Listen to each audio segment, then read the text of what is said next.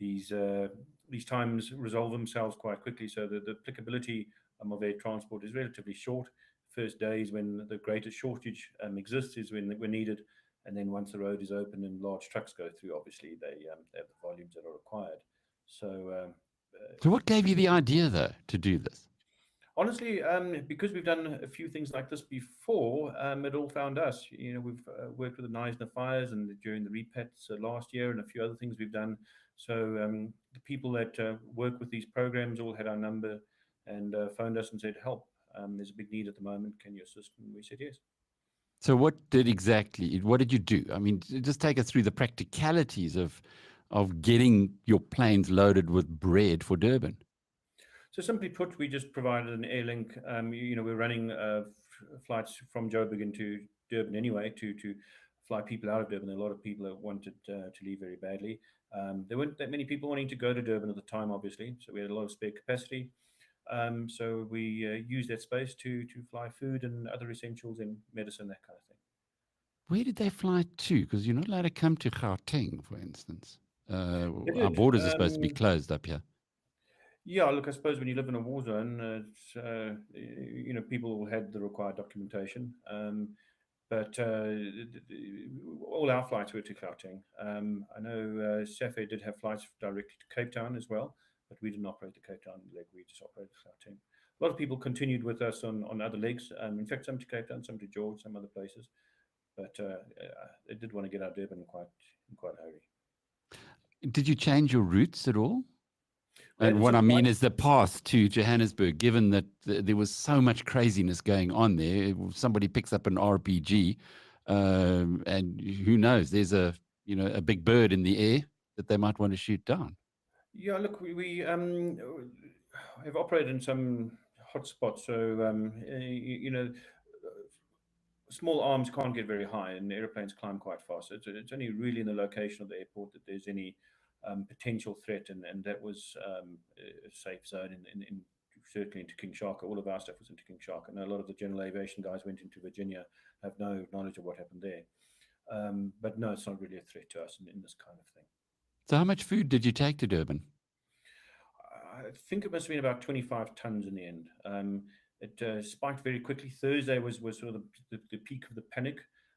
So the conversations probably started Tuesday afternoon. A lot of stuff started arriving Wednesday. Thursday, it was just crazy. There's a queue of cars literally down the road. Friday, it started tapering off. And by Saturday, the roads were open and people would, some of them came to fetch some stuff to put on a truck because we were just a bit behind. So how come you ended up driving one of those vehicles to park the aeroplane? Was it looked like was it your son who was sitting on your lap? Yeah, I've got a 5-year-old little guy, and he just loves pushing airplanes around. So it's kind of our thing that we do together. So yeah, he loves sitting on the bonnet of the airplane tug, and as we push them around the apron. So it's a fairly common thing. It happens most days. I can't imagine too many chief executives of airlines doing a similar thing. But Miles, you did mention earlier you've done service in a lot of hotspots. You've flown in, flown out. What you saw in our country last week, what does it remind you of, if anything else? Well, no, Durban got quite bad. Obviously, the bit we saw during the service was very benign. We just saw King Shark Airport, which was very controlled. But certainly, the pictures you see of some of the streets with stuff strewn down and things on fire, that's right up there. It's a very serious situation. Very concerning. How long could you have continued to fly in food and supplies to KZN if required? Let's just say that the looting hadn't ended as it appeared to have done over the weekend, but it continued, as some people feared it would do on Monday. There was lots on social media suggesting that Monday was going to be even worse, and through this week. How long would it have been possible to keep the province supplied? Well, there's no limit to how long you can do it for, really. Durban's a big city, so you can't feed it and keep it full of medicine by a small aeroplane, by 78-seat aeroplane. So, practically we're just scratching the surface of a very, very large need. See that size, and the most desperate of the most desperate for a few days. But yeah, So can get ahead. what was the most desperate product that was required? The bulk medicine items, so chronic medication, insulin, that kind of stuff, and baby care products, nappies, formula. We've seen that before in other difficult times where baby products run short quite quickly. And then generally it was staples. We worked with Ashraful, the aid organization, and they were very organized. It's actually a very impressive organization. They brought little hampers that were pre-packed with essentials that could go directly to families and support them. They contained essentials such as oil, meal, flour, that kind of stuff that you could bake bread with.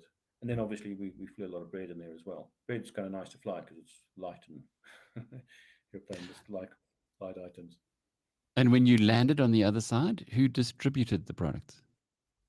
Ashraful has got a good footprint there, so that was very handy, because what we've seen in these situations is controlling it in a chaotic area can be quite difficult, and you want to make sure it ends up in the right hands. And people that donate, and so many people were so willing to donate, they want to know that their goodwill goes to the people that need it, not the people that are doing the stuff they disagree with. So having Ashraful on board really helped, because they could collect it from the cargo terminal and take it to their distribution centers. Then we've got a lot of medicine type items for individuals that came and collected it themselves. Sorry, I've never heard of them before.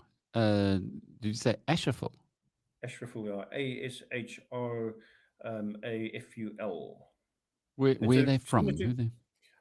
I'm not exactly sure. It's a South African based thing. It's very similar, it seems, to Gift of the Givers. I'm no expert on NGOs, but seems to be very much in the ilk of Gift of the Givers. It's interesting that they are so low profile and yet doing such amazing work. Hasn't that been the story of the past week, though, that anonymous South Africans, anonymous organizations, yourself, doing things that no one really sought recognition for? Absolutely. Restores your faith in humanity. I mean, the number of people that just wanted to assist in any small way they could. And yes, as you say, completely anonymously, they just want to help because they can see that there's a need. It's a wonderful thing to be part of. And the question to you, of course, is you're the CEO, you're the founder of this airline. How did you end up in Durban? Did you want to fly the planes yourself, or did you just go for the ride? No, I actually wasn't in Durban. I was in Joburg through it. Okay. I supported from this end. Yeah. All right. So you were busy at the airport here in Johannesburg. Yes, I was in the Joburg side. Yeah, organizing on. And our flights and then we just turn around. So we're only there on the ground for 30 or 40 minutes as the passengers and headed back. Is it true that you didn't charge for the flights? We didn't charge for flying essentials down, aid down. So the passenger flights were paid, but the food aid was for free. All right. So on the one hand, you were bringing a lot of people back from Durban, and you could then fill your planes and send them down to Durban and without any charge. Yeah, pretty much. Yeah. I mean, most flights literally didn't have a single passenger. There was nobody interested in going to Durban at that stage. No, we often see directional traffic seasonally in particular, but this was pretty extreme for a place like Durban, where you normally get fairly balanced traffic. To have it so single directional is quite odd. And the people who were coming out, mainly women and children? No, splattering of everybody. A lot of young families were really nervous. Obviously, if you have young kids, your mobility is decreased. So they do tend to get nervous faster. So we did see a lot of those, but all sorts were looking to leave. A lot of people were caught because it exploded so quickly. They were caught just unawares. It's not their hometown even. For the people who were coming back. So it was perhaps visitors. Visiting the city, and they then found themselves in the thick of it and wanted to leave to go home as such. And then obviously some residents as well wanted to leave town for the time of the difficulty. Yes, it was interesting, Miles. I'm sure you'll agree that so many people just stuck around and got involved in community organizations rather than rushing to the airport to try and get their way out of there.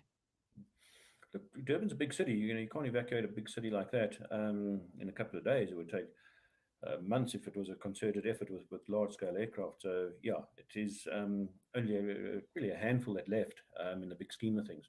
The vast majority stayed and, yeah, had to defend their turf, I guess. Difficult And as that must have been for them.